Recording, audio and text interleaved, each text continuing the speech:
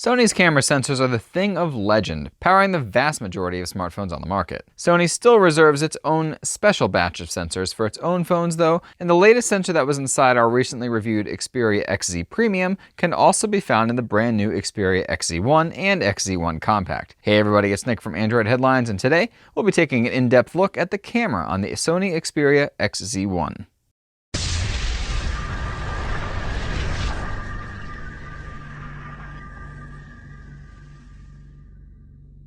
Both size phones feature the same Sony Exmor IMX400 19-megapixel sensor that shipped with the XZ Premium, including the amazing super slow motion technology. This 1 by 2/3 inch sensor sports 1.22 micron size pixels, or the largest pixels we've ever seen in a Sony smartphone. Because of this, you'll find the camera protrudes just a tad on the back. That round lens is only f-stop 2.0, which is a bit surprising in a world that's been pushing f-stop 1.6 and 1.7 lenses on smartphones. Around front is a 13-megapixel 1 by 3.06 inch sensor with f-stop 2.0 lens and 22mm wide-angle view. Hardware is certainly important, but without good software, you simply won't have a good experience. Thankfully, Sony is up to the task here, creating the fastest launching camera we've ever seen on any smartphone. From cold boot, the software launches in about 1 second flat, and it's even faster than that when calling it up later. The time it takes to press the button is often indiscernible from the time it takes the software to start up, making the launch time effectively instant more often than not.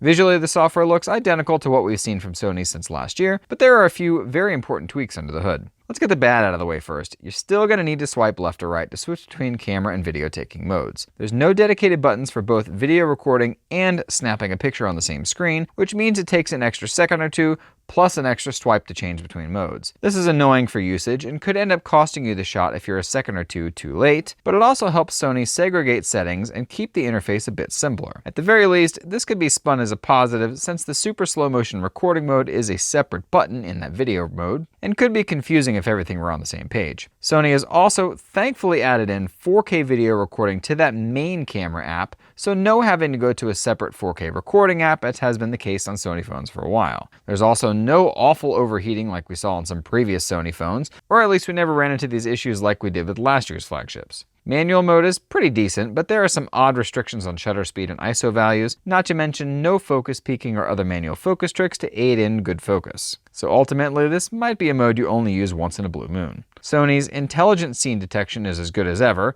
and attempts to identify the scene automatically, complete with enhancements for each type of scene. Landscape scenes, for example, might have the contrast and saturation turned up for extra effect, and when the mode changes to action shot, the phone will automatically take a handful of shots before and after you actually press the shutter button, choosing the 4 best shots by itself. This functionality is simply awesome, and alleviates the irritating problem that has cropped up where you'd need to switch between modes to activate the best result. The predictive shot functionality is also invaluable if you have kids or pets and love taking pictures of them, as it often ends up predicting a better shot than your timing might. Burst mode is incredible too, as the camera supports 11 frames per second autofocus, meaning it will take 11 shots per second, all while refocusing the shot in between each. It's a shame this lightning-fast autofocus didn't make its way to regular shooting though, where the camera often takes a full second or longer to refocus before taking any shot, and the viewfinder tends to not want to focus at all for several seconds, instead waiting for you to press the shutter button. Photo quality results are generally excellent and border among the better shots we've seen on any smartphone. As was the case with the Xperia XZ Premium, the XZ1 line will sometimes take shots that don't look like they've been taken from a phone at all. They really are that good. Dynamic range is generally phenomenal, and the colors produced in the shots are nothing short of excellent in most cases. 19 megapixels is higher resolution than most phones provide now, and while megapixels certainly don't make a good picture by themselves, they can help negate the artifacts caused by processing on smartphones. In Sony's case, that's certainly a good thing, as they typically have had some pretty heavy-handed processing in the past, and a lot of it has to do with having smaller pixels. But it appears that the larger pixel size in this sensor is making a big difference. Sony also appears to have tweaked the software a bit from the XZ Premium, and as a whole I found more consistent results with the camera in general, especially during the daytime. Low light shots are pretty hit or miss though, and there's just not much you can do to suck in more light with pixels this small, although Sony definitely goes about it the right way. Instead of prioritizing low ISO over slow shutter, Sony does the smart thing and only lets the shutter get to about 1/15 of a second, helping to keep hand jitter from entering the scene. You'll often find higher ISO values from the Xperia XZ1,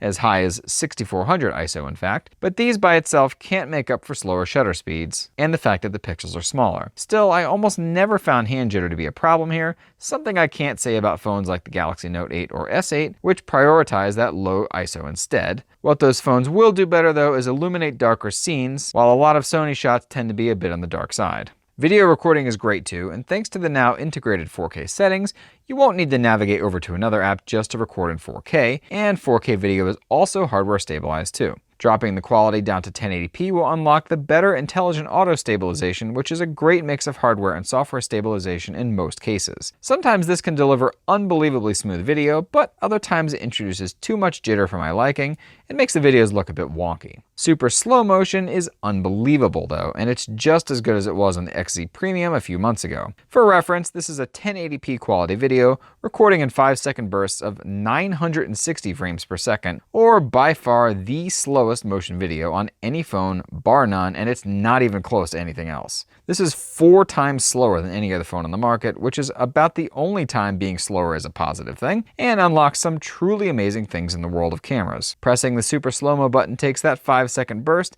and it can be pressed as many times during the recording as you'd like. Of course, we'd love to see longer bursts in the future, or even some kind of predictive version of this too, but this is an amazing start to a truly next-generation technology. So there you have it. Sony's latest and greatest really is just that, a great camera with some truly stellar experiences. It doesn't unthrone other flagships in every category. If you're looking for low light, there are definitely better cameras out there, but it's a solid win in most categories and will definitely make even the pickiest of mobile photographers happy. We hope you enjoyed that camera review, and we'll check out our review of the phone side of the Xperia XZ1 as well. Be sure to subscribe for plenty of exciting upcoming news and reviews, and don't forget to check out AndroidHeadlines.com for 24/7 tech news coverage, as well as checking us out on your favorite social media outlet. Thanks for watching, and until next time.